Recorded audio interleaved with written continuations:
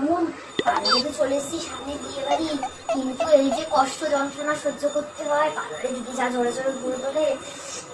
ঠিক আছে, কষ্ট করে করতে হবে। ঠিক আছে, আইব্রোটা করে দাও, মানে এক্সট্রা করে শুধু তুলবে, যেমন আছে সেরকম থাকবে, কোনো রাউন্ড হবে না।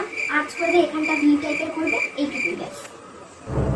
মানে এক্সট্রা তুলবো? হ্যাঁ ব্যাস, সরু করবো না। না, এদিকে শেপ দেবো আর্চ। হ্যাঁ ঠিক আছে, আবার এদিকে বলে চওড়া থাকতে হবে। হ্যাঁ হ্যাঁ, রাউন্ড আমার একদম পছন্দ হয় তো, তাই জন্য।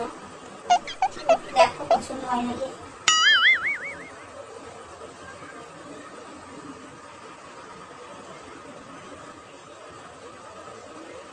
আমি আসলে সবার কাছে আইব্রোটা একদম করি না গো, জানো না, আমি যেখানে করি না সে একদম প্রফেশনাল, সে নেই বলে বাথরুমে এসেছি। কি টেনশন হচ্ছে আমার। ম্যাম, হ্যাঁ বলুন। এই হাতটা ওখানে না, এখানে। ঠিক আছে ঠিক আছে। আপনি আবার ভুল হচ্ছে। এই হাতটা নিচে যাবে, এই হাতটা উপরে যাবে। ঠিক আছে, আপনাকে কোনো হেল্পারও নেই, কি যে করেন আপনারা সত্যি। বাবা আজকে আপনি কি জোরে জোরে টানছেন, আমার তো পুরোটাই উঠে যাবে মনে হচ্ছে।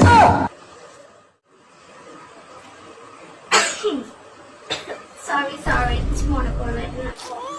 আমার মতো কোনো বাবলিক আছে নাকি জানি না, যে এত হাত ছিঁড়ে আইব্রো ওয়াশ। আপনি কোনোদিনও দেখেছেন এরকম কাউকে এতদিনের? না না, দেখিনি। ও আচ্ছা আচ্ছা, আবার বলছে এটা করবো তো? হ্যাঁ, ওটা আবার বলার কি আছে, ওটা তো ফ্রি অ্যাটাচই থাকে আইব্রোর সাথে। বাবা না, আমাদের এখানে অ্যাটাচ নেই, ফোনের আলাদা চার্জ, আইব্রোর আলাদা চার্জ। বাবা সে কি বলো, তোমাদের এখানে আমি প্রথম শুনছি, আমি যে এতদিন করি কোনোদিনও দেখিনি গো এইসব।